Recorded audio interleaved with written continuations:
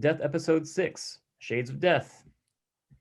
Cold open, interior, subway car, night. A tan man rides the subway looking tired. He's listening to an iPod, something classical. He opens his eyes and catches a young woman staring at him. She looks quickly away.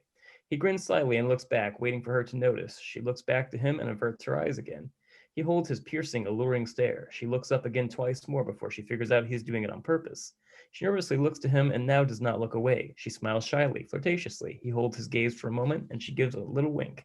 They're both in on some kind of joke, having made a personal connection between two strangers in a moment when everyone around them is doing everything possible not to acknowledge each other. The tan man winks back.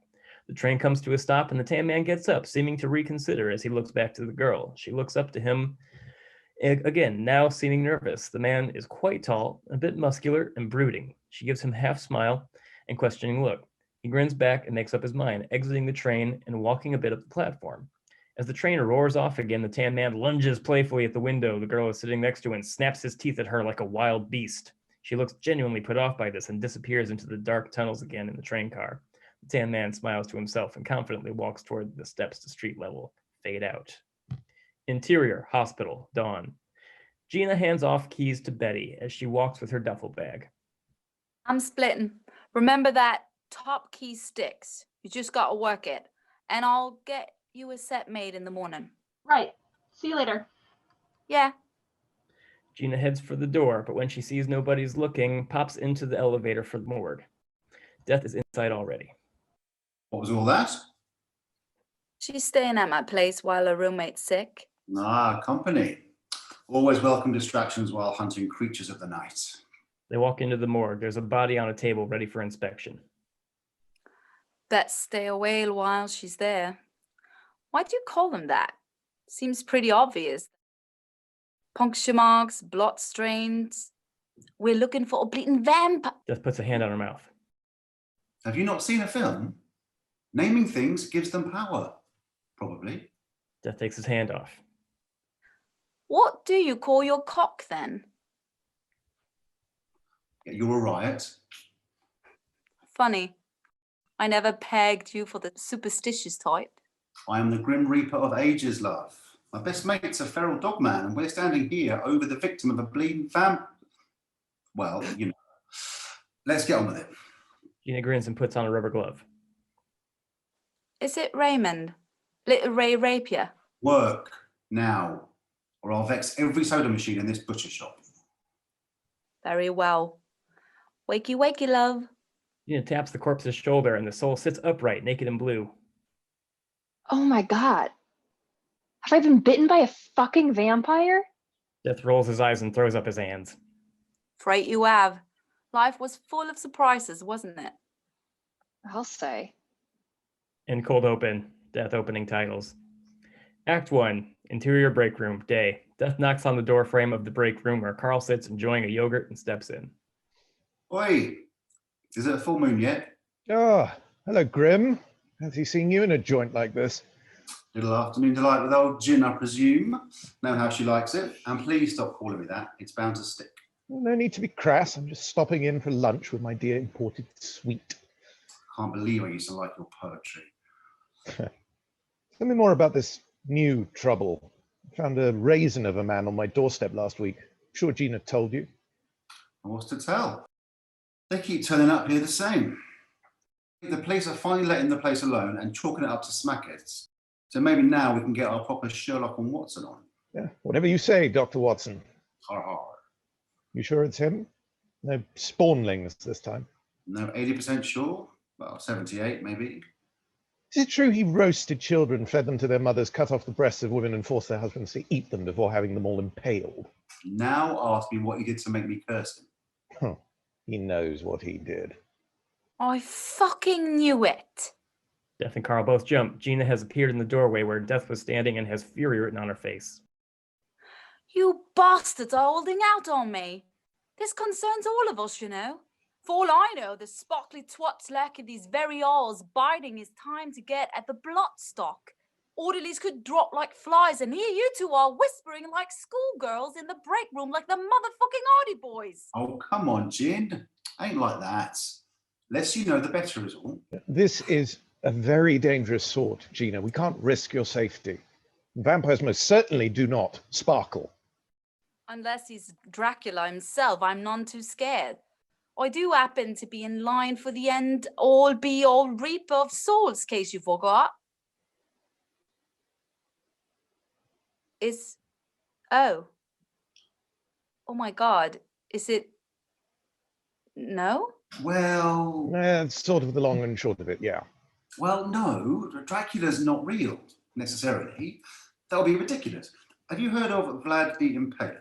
Otherwise known as Vlad Dracul III. Sort of famous, kind of my worst mistake ever.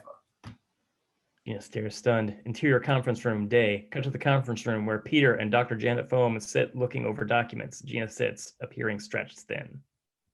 Nurse Shaw, glad you could join us. Sorry, what's happening? Is Claire weighing in on this from Arizona?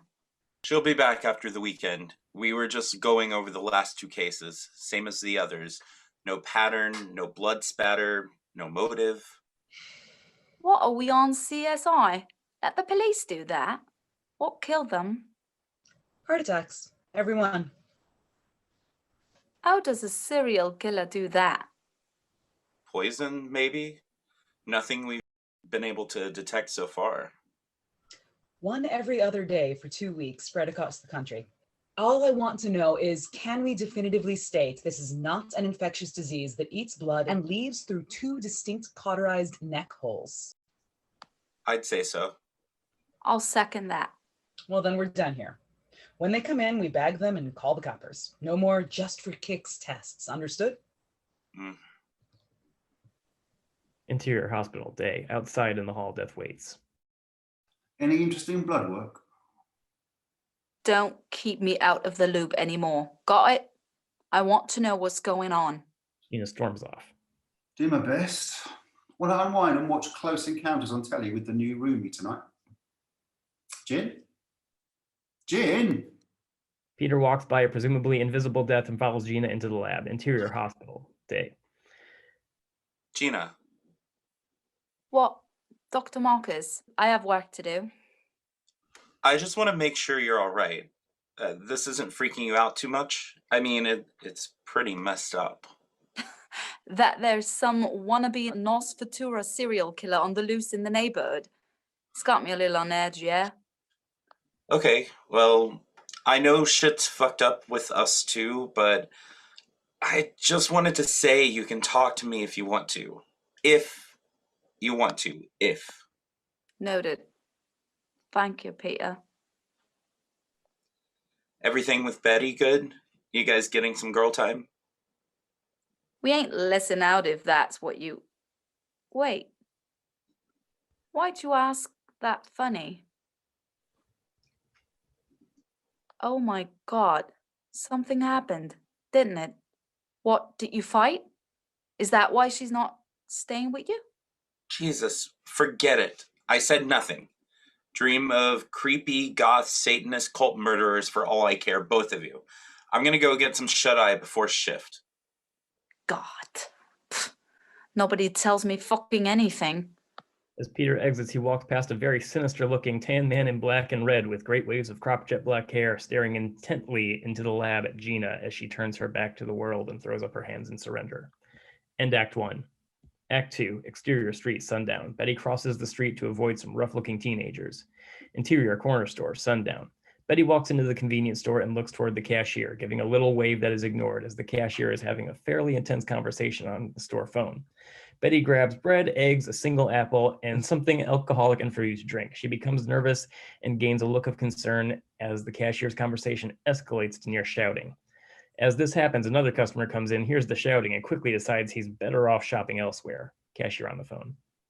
You have to stop calling me at work. No, you can't have my fucking number. You don't even get to fucking... What? Oh, fuck you, man. No, stop fucking asking. And if you come to my goddamn place again, I'll call the fucking cops. I swear to Christ. Asshole. Betty approaches the register with caution, shyly. Everything all right? Cashier, clearly shaken, takes a moment to pull herself together. She wipes her face with a spike bracelet tattooed arm and smudges her thick eyeliner. She pushes a bit of her hair, not stuck up in a pink mohawk, out of her face and returns to business. No, I'm really sorry about that. Betty puts her items on the counter to be rung up, and the cashier goes to work, still distracted. Beg your pardon, but just seemed like some kind of trouble. I know it's none of my business. I'm sorry. No, it's okay. It's no trouble. Just some creep. There are a million of them. I'm sorry again, but I gave you a 20. God, I'm sorry. Yeah, hang on. There, 1082. Thanks. It's just, I'm sorry. It's really not a big deal. I just get so sick of, you know? I do. That's the thing. Listen, I don't normally tell anybody this, and I know we're strangers, but I had someone be not very nice to me. This was years ago, but well, this boy, he almost killed me actually, and I told the police I loved him. Cashier looks at Betty desperately and manages to state clearly. God, no, it's really not like that, and I'm so.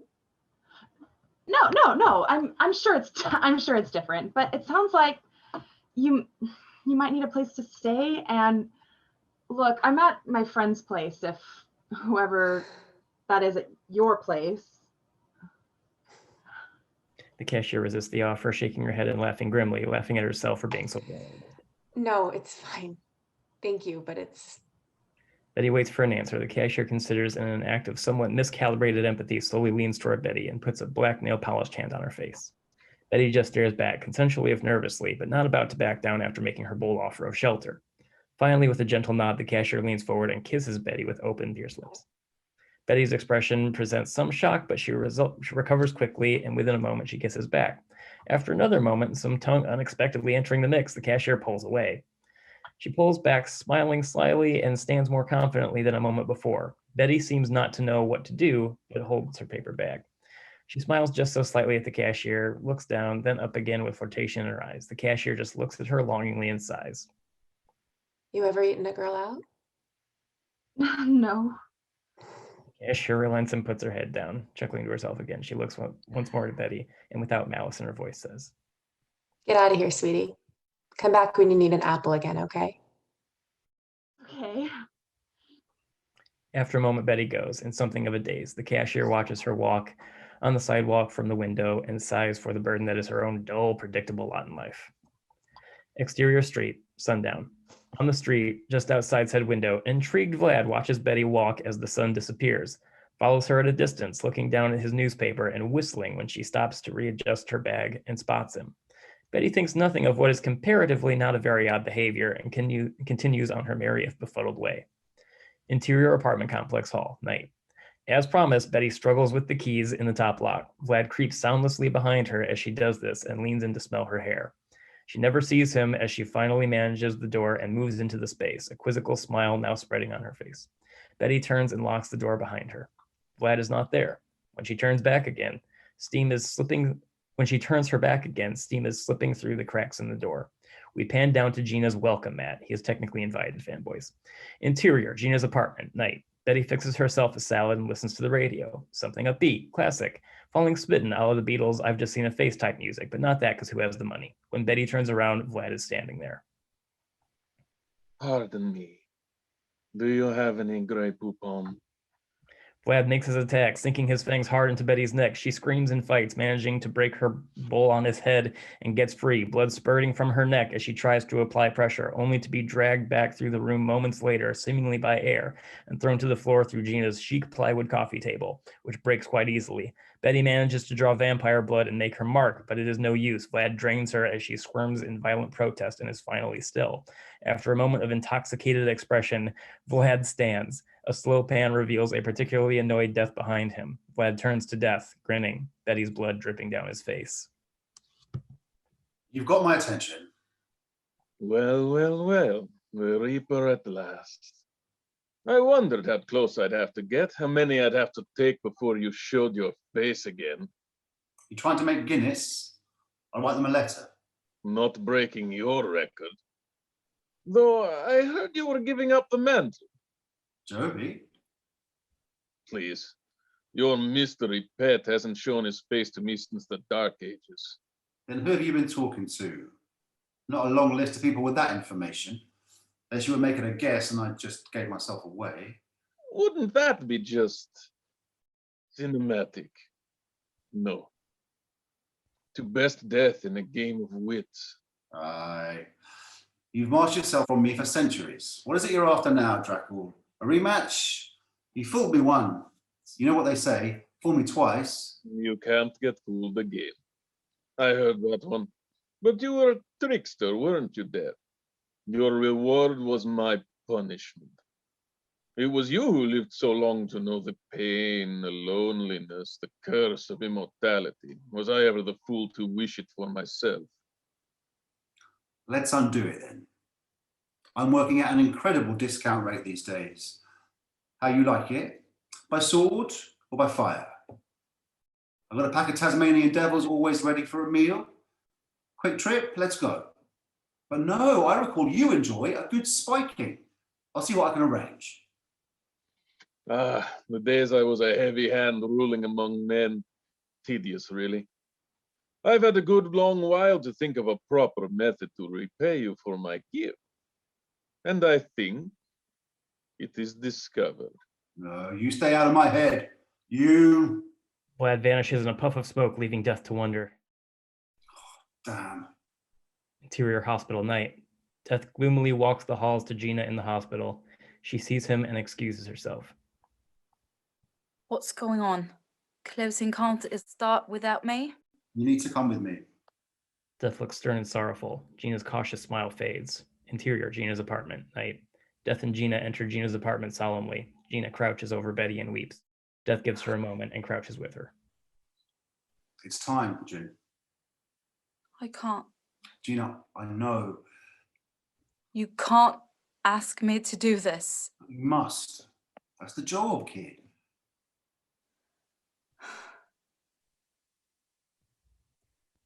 Then leave me to it. I need to see. I said, leave me to it. All right. Death goes into the bathroom, shuts the door, sits on the toilet, and holds his head in his hands in absolute despair. Cut to a close-up. Moments go by. We hear two voices whispering tenderly from the other side of the door. Then there is a flash of light through the crack under the door. Death rises and gathers himself. He opens the door. Gina is sitting quietly by Betty's corpse, composed. All right. Gina does not look at him. Yeah. And Act 2. Act 3, exterior, Gina's apartment, night. Ambulance and police cars. Gina seen alone, speaking to police. A body bag goes into the ambulance. Sad music for score. Exterior, corner store, night. Around the corner, the cashier drops a mace from the rack into her jacket and nervously clocks out with her eyeliner running. Interior, Carl's apartment building hallway, night. Joby knocks on 4B. Carl's voice comes through muffled from the other side. Yes. Me. Ah, then I suppose it's of the utmost importance. The key's taped under the door. Joby feels for and finds it. He removes the tape and the key and opens the steel door to Carl's apartment. Inside is Carl, shirtless, strapped into a nailed-down chair with a system of rope, straps, and chains. Joby takes in the sight for a moment, then to the business of why he's there. The Reaper has come a knocking. He has a plan, then. Mm-hmm. Well, then we shall take a risk and make haste. If you would be so kind as to undo my chain. Joby looks nervous and steps hesitantly forward. Exterior, streets, night. Clouds part briefly to reveal just a bit of the full moon before it is obscured in thick grayness again. Vlad glides casually through the streets, boarding another train and stepping off again. We begin to linger on a graffiti symbol that keeps appearing. Vlad does not notice. Vlad finds himself in a particularly seedy part of town. All around him are drunks falling over themselves and ladies of the night ready to turn tricks. One is standing next to an obscure graffiti symbol. She speaks to Vlad. Well, hello, tall, dark, and handsome. Nice night for a stroll? Need some company? Just stretching my legs after a rather savory meal. Thank you, anyway. Tell me, what do people do for fun around here. It depends what you're into, honey. Ladyboys do it for you? Could probably scrounge some up if you're not into this lunch buffet. No offense intended, madame. Believe me, you are an appetizing specimen, but I prefer to watch. Any place I could catch something theatrical? Broadway's that way, sugar. You best get yourself a compass and keep north of here if that's your bag. Men less than men get eaten alive in this neighborhood. Please. These men have never seen what real men are capable of. Well, that's more like it. You know, my dear, if I had my way with you, I think I'd gnaw on your pretty little nose until I gnawed it clean off. I'd cut out your eyes while you still breathed and placed one in your diseased, eviscerated twaddle and one up your sphincter. Then I'd defile you in both orifices and ask you to tell me how big my cock is whilst disemboweling you and using your entrails to asphyxiate myself. If your big burly keeper over there interrupted us, I'd impale him on a blunt bedpost before you could say Jack Robinson. Shouldn't be hard, by the weight of him. And because I am a man more than men, I'd be kind and let you keep your tongue. So long as you didn't scream. Lady Mags makes a long drag on the cigarette of her deeply frowning bodyguard a few feet away. She trots on 8-inch heels back to slyly smirking Vlad. Sexy. Interior, nightclub, burlesque show, night. Lady Mags and her bodyguard bring Vlad to something like an old-timey burlesque type establishment a la saloon. Vlad enters with his new friends and wanders over to the bar. A man drunk on the delights of the dancers falls into Vlad, spilling a drink on him. After a tense moment, Vlad puts up the "it's okay" hands and pushes the fellow away. Vlad looks around lustfully at the room. When the bartender gives him the time of day, Vlad orders an absinthe and it is quickly granted. He leaves a large bill on the bar, and the bartender raises an eyebrow and takes it, returning to work without so much as a thank you. Vlad is unbothered. On stage, a burlesque show is in progress, something with the themes of death and a vampire with spinning tassels. It's quite theatrically bloody and topless. Vlad tells Lady Mags as she sidles up again. I do love a cabaret. Take it away, Shirley.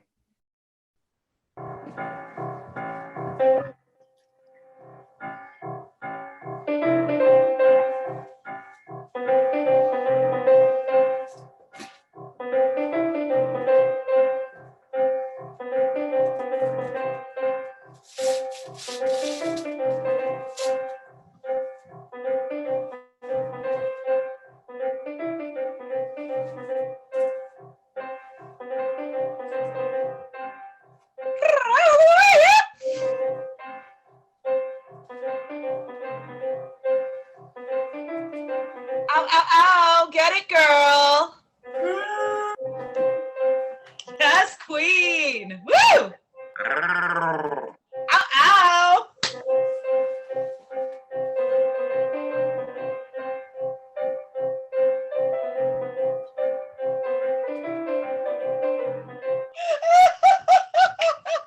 Woo! Yeah! Woo! Vlad is led after some moments by Lady Mags to a back room with several young women in corsets and not much else, touching at his arms and coat, coaxing him along. He does not resist and finishes his drink.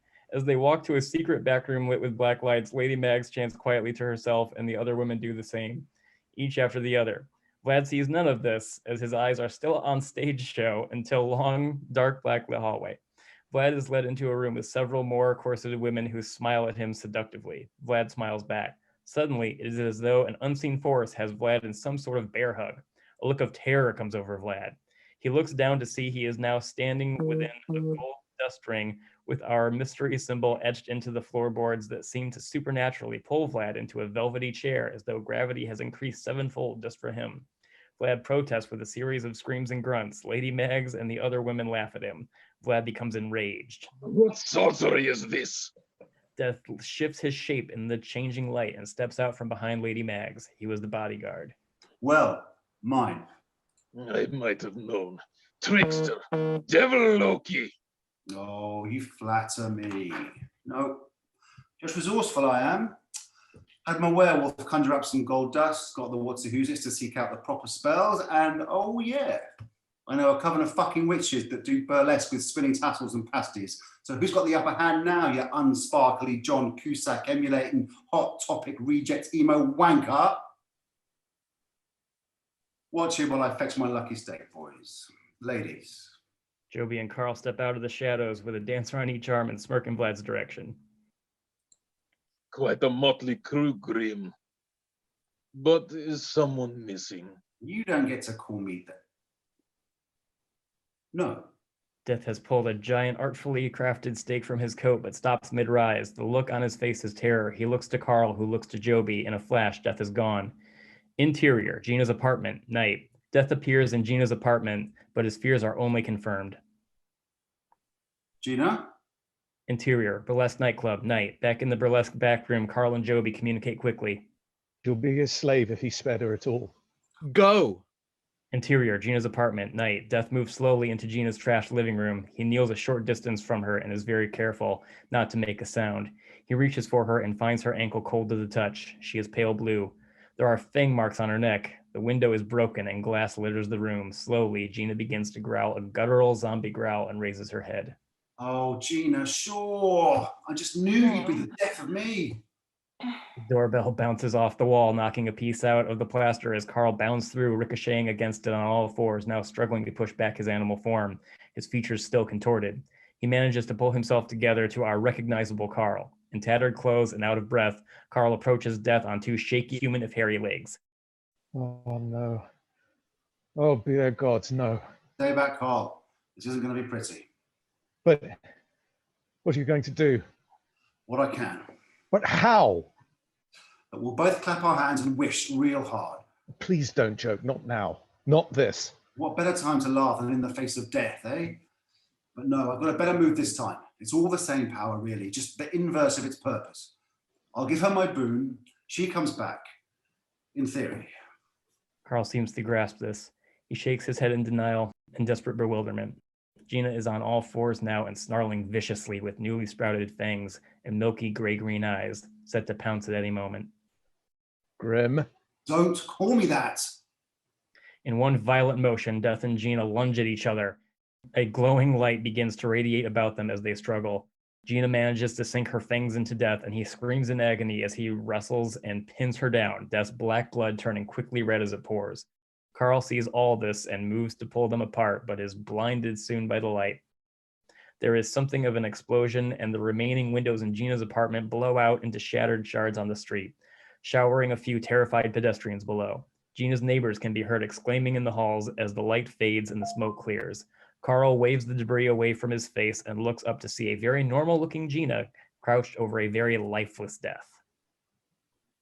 Gina? Gina looks horrified. She feels for a pulse on Death. She looks with panic to Carl. Where? Carl says nothing, but Gina seems to get the information anyway. In a flash, she is gone. Carl looks quickly and quizzically around the room. Interior, burlesque nightclub, night. Gina appears in the back room with one of her broken plywood coffee table legs and rams it into Vlad, who promptly gushes thick, gooey burgundy blood from his chest, gurgling and dies, bursting then into a ball of flaming jelly in a stupid pleather suit. She looks to a satisfied-looking Joby, who's standing, gold dust in hand, with the somewhat disturbed burlesque witches.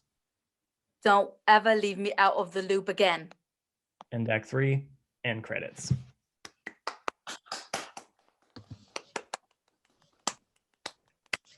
Well done.